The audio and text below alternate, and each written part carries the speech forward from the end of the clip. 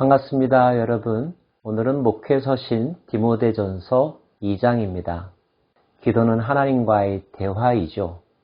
하나님과의 관계가 친밀하면 친밀할수록 악한 영은, 사단은 우리를 이길 수 없을 것입니다.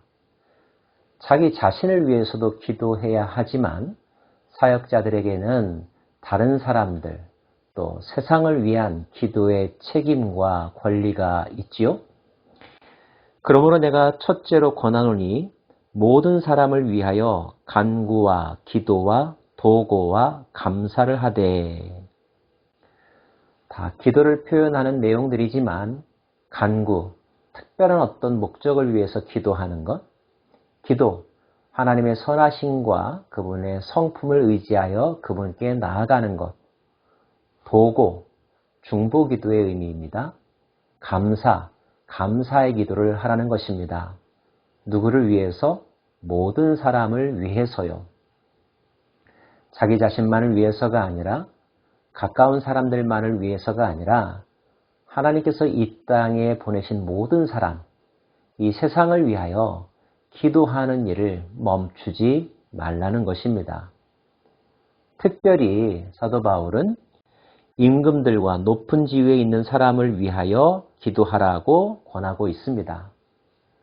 그 사회의 지도자들, 권력자들을 의미하죠. 그들의 영향력이 크기 때문에 그들의 결정과 리더십은 모든 사람들의 미래에 큰 영향을 주기 때문에 그들을 위해서 기도하라는 것입니다. 마음에 드는 지도자가 왕일 때도 있지만 나를 힘들게 하는 사람이 왕의 자리에 있을 수도 있죠. 사도 바울이 이 서신서를 쓸 때 로마의 황제는 네로였습니다. 네로가 점차 기독교에 대해서 공격적인 태도를 갖고 또 박해하기 시작했다는 것, 그 시대를 바울이 살고 있다는 것을 염두에 둔다면 그럼에도 불구하고 권력자들을 위해서 기도하라는 것, 그 특별한 마음을 우리가 묵상해야 할 것입니다.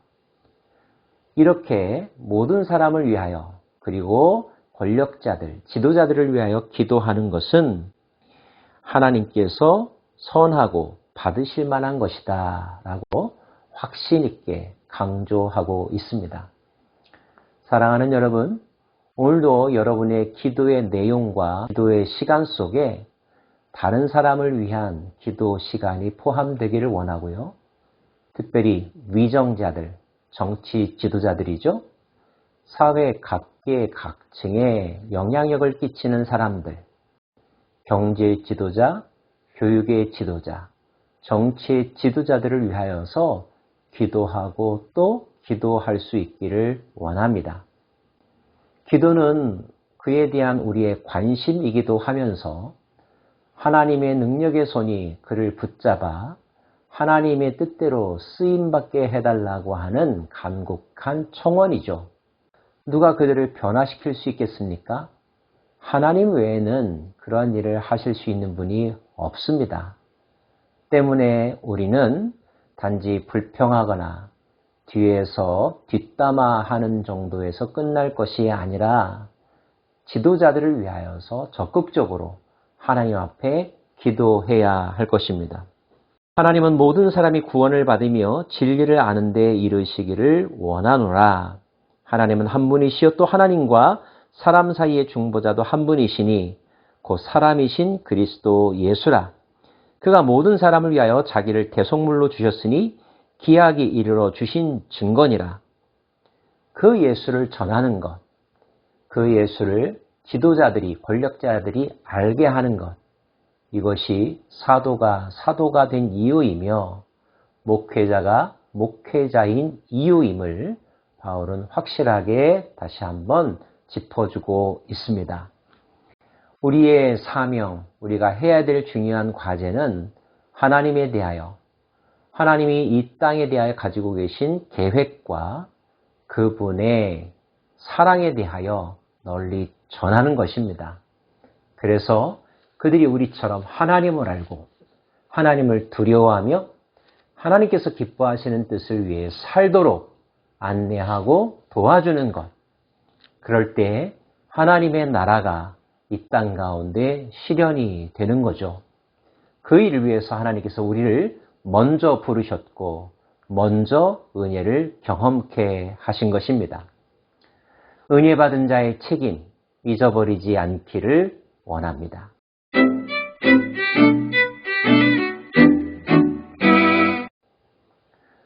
후반부에는 특별히 예배 때 남자들이 또 여자들이 어떻게 그 예배에 참여해야 하는지를 가르쳐주고 있습니다.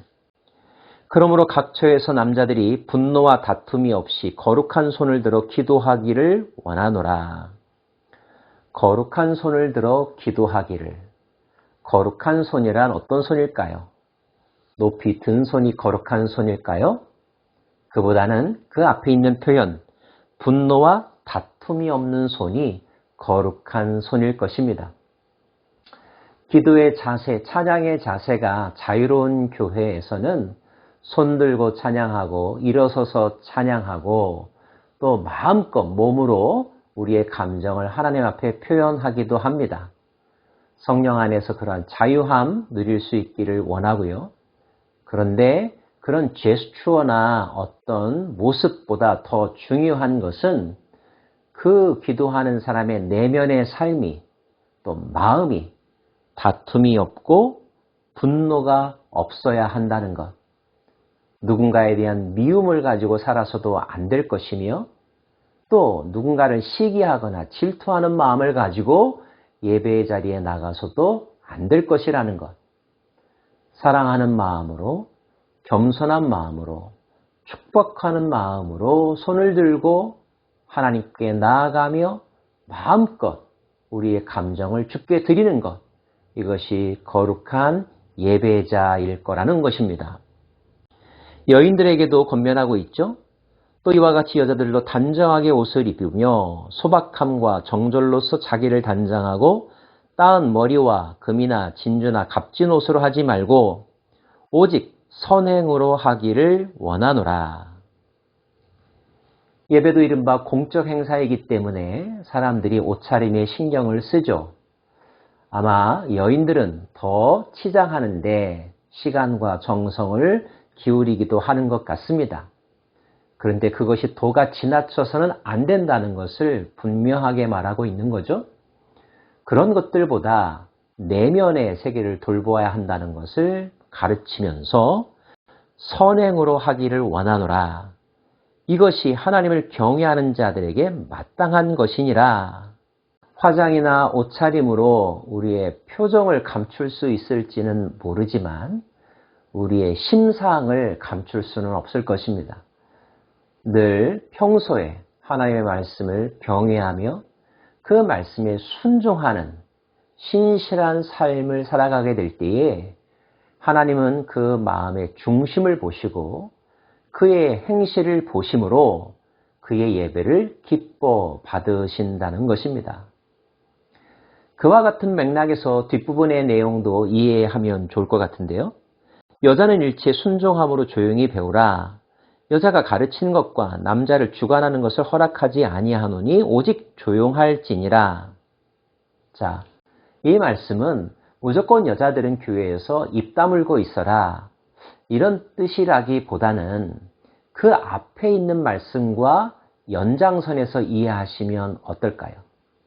겉으로 치장하고 잘난 체하고 화려하게 꾸미며 자기의 외모에 심취되어서 자아도취되어서 두려워할 줄 모르고 잘난 척하는 사람들에게 하나님은 말씀하시기를 조용해라, 겸손하라, 너희들의 본질이 무엇인지를 기억하라.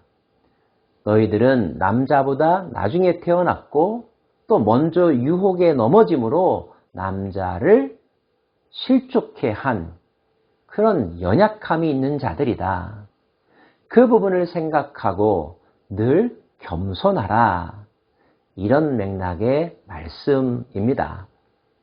혹여나 이 말씀 때문에 여자들은 앞으로 교회에서 아무것도 해서는 안 된다. 이렇게 단선적으로 이해하시지 않기를 원하고요. 그럼에도 불구하고 마지막 절 말씀인데요. 그러나 여자들이 만일 정숙함으로써 믿음과 사랑과 거룩함에 이르면 그의 해산함으로 구원을 얻으리라. 자, 창세기에서 아담과 하와가 범죄함으로 말미암아 아담에게 주어진 벌, 하와에게 주어진 벌이 있죠. 그 벌은 해산의 고통을 겪어야만 한다는 것이며 남자에 의존하며 남자를 섬기며 살아야 한다는 것이었습니다.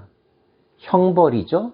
자, 그런 형벌받은 과거가 있다는 사실을 잊지 말아라. 그러나 그럼에도 불구하고 만약에 너희가 정숙한다면, 믿음과 사랑과 거룩함에 이른다면 하나님은 너희를 구원하여 주신다. 이런 뜻입니다. 난해 구절로 여겨지는 15절 말씀. 이 말씀은 앞부분과의 맥락에서 잘 묵상하신다면 말씀하시고자 하는 그 의도를 잘 파악하실 수 있을 것입니다. 정리합니다. 2장 후반부의 교훈은 예배에 관한 것이고 예배 때에 분노와 다툼이 없이 예배하라는 것, 겸손하게 교만하지 않게 예배하라는 것, 믿음과 착한 행실과 거룩함에 이르는 것이 중요하다는 것, 이것을 가르치고 또 모든 사람이 그런 예배 가운데서 하나님을 경험할 수 있어야 한다는 뜻입니다. 이런 예배자 되기를 저도 또한 간절히 권합니다. 기도하겠습니다.